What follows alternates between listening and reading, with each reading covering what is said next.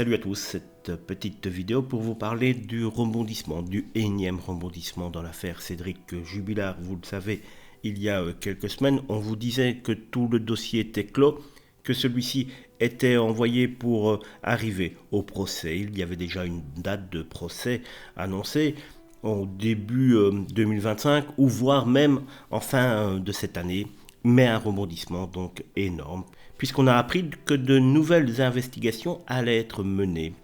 dans cette histoire pour entendre de nouveaux témoins. Tiens, c'est tout de même bizarre que lorsqu'un dossier est comme ça clos et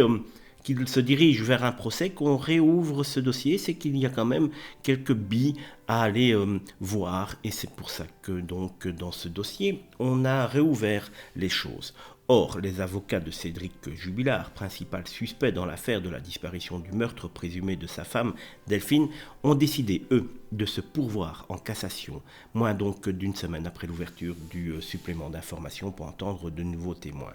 Cette décision intervient dans le cadre de leur désaccord total et profond quant à la manière dont l'enquête a été menée, mais surtout parce que ce supplément d'enquête est donné aux mêmes juges qui ont déjà procédé auparavant et les avocats trouvent cela un petit peu dommageable. Ce pourvoi en cassation vise en effet à contester la forme de l'enquête plutôt que le fond de l'affaire. Les avocats soulignent un problème de partialité dans la suite des investigations, étant donné le supplément d'information a été confié aux mêmes juges d'instruction qui ont précédemment affirmé que Cédric Jubilard était l'auteur du meurtre de sa femme, alors qu'il n'y a pour l'instant véritablement pas beaucoup de preuves dans cette affaire, vous le savez, à part le fait que si ce n'est pas lui, qui est-ce? Et donc, les avocats de Cédric Jubilard ont donc décidé de se pourvoir en cassation en espérant que ces nouvelles enquêtes, ces nouveaux interrogatoires de ces témoins un petit peu surprises de dernière minute nous donnent un petit peu plus